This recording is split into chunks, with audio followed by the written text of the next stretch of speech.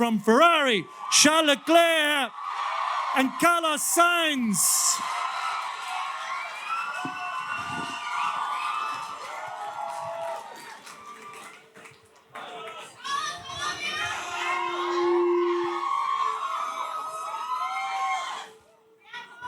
Gentlemen, lovely to have you back. Lovely to have you back here in Melbourne. When you look out here, what does it mean for you to be here and amongst plenty of Ferrari fans? Don't worry about that in Melbourne.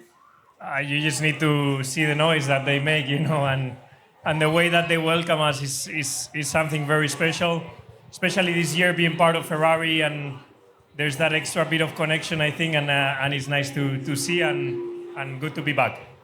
And Charles, for you, fantastic. Melbourne, you're looking forward to it. Yeah, it feels amazing to be back after 2 years. I missed being here in Melbourne, and you can see that all of you guys missed it too.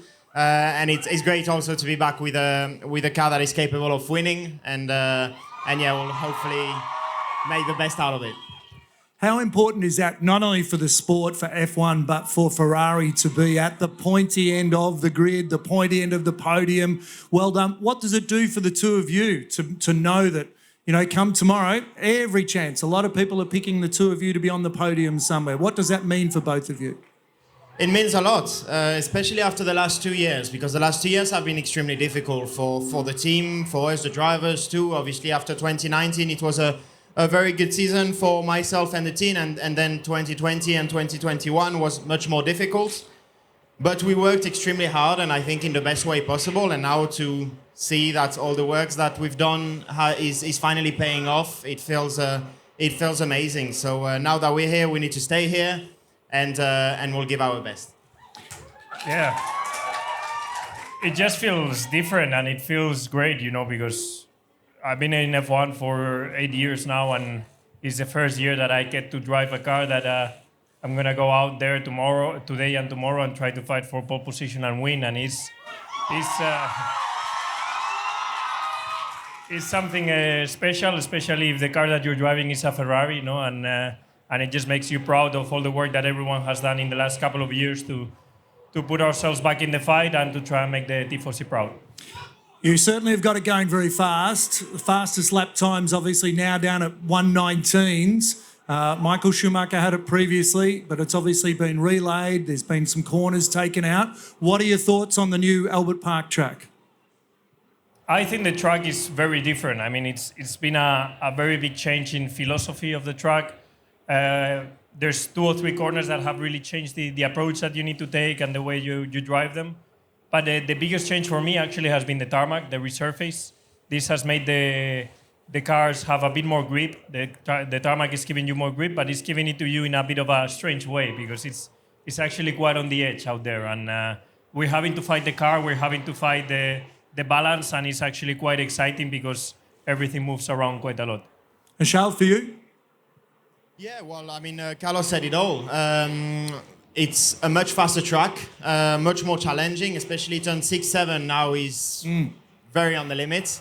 And I think it should be great for racing also. Now we have 4 DRS zones, so you'll have to race in the most clever way, because it can make a difference here. As we've seen in the first 2 races, there were some tactics with Max and myself with the DRS, and I expect it to be more or less the same here, if not more. So strategy becomes very, very important, doesn't it? And obviously everyone's getting to learn the new track. The muscle memory has to change a little bit. Things aren't as natural until you actually get a few more laps under your belt now. So it has changed for you, yes? Yes, it did. I believe that already after FP1 and FP2, most of us has already remember the muscle memory of yesterday, and we won't have any problems. But now it's all about, I mean, at the end, it's still a street circuit. The walls are still quite close. So it's all about building up to that last Q3 lap. And then in qualifying, we'll go for it and just go 100%. I know the Australian Tifosi wanted to ask you a couple of questions as well. Where's Ruby with the microphone? Who have we got, Ruby? There's a young lady just over there. That's it.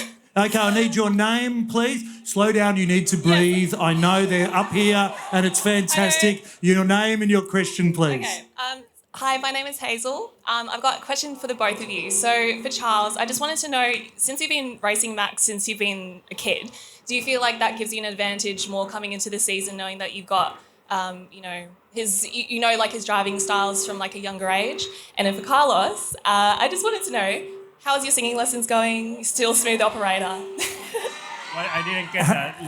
How is the singing lessons going? Singing lessons? Oh.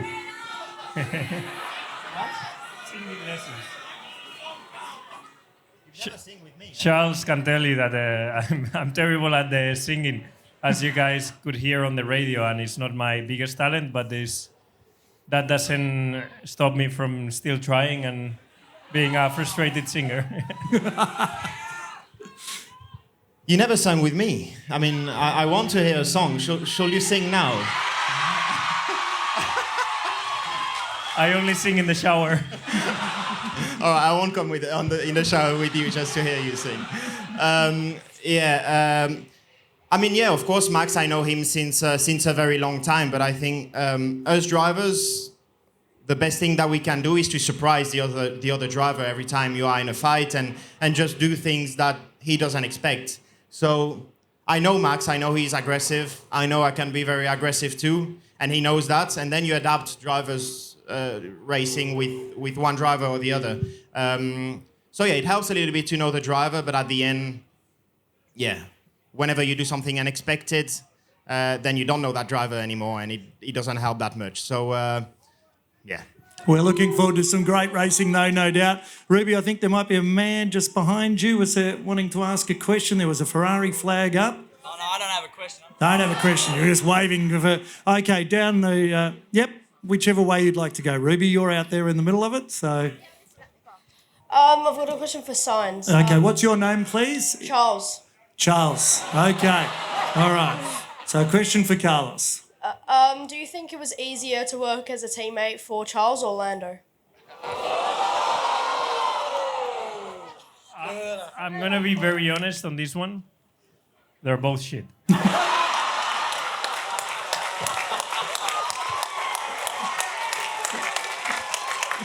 Thank you for your question, Charles. Okay, we might have one more. Yes, over the back corner there. Ruby, your name, please, and your question. My name's Uma. Charles, how are you so beautiful? How are you so hot? What is the secret? can we leave it on? Because sometimes we want to speak and nobody can hear us. So go ahead. Leave it on. Yeah. It was a joke. They are both good. But it's okay. You will have felt bad for the rest of the weekend saying this. I was like, you don't deserve that. One last question. Quickly, what was it? I was just asking Charles, how are you so beautiful? What is the secret to your beauty, Charles? How are you so hot? Thanks to my parents, I guess. I don't know. You can ask my mum what is the secret. I don't know. I don't do anything special. He does. He puts some extra hours in the bathroom in the morning. Some cream in the morning. The hair. He likes his. All right, you've got the answer. Ladies and gentlemen, they have been really good with their time. We know they've got qualifying as well. Please give the Ferrari boys, Carlos Sainz and Charles Leclerc, a big round of applause and wave in the background.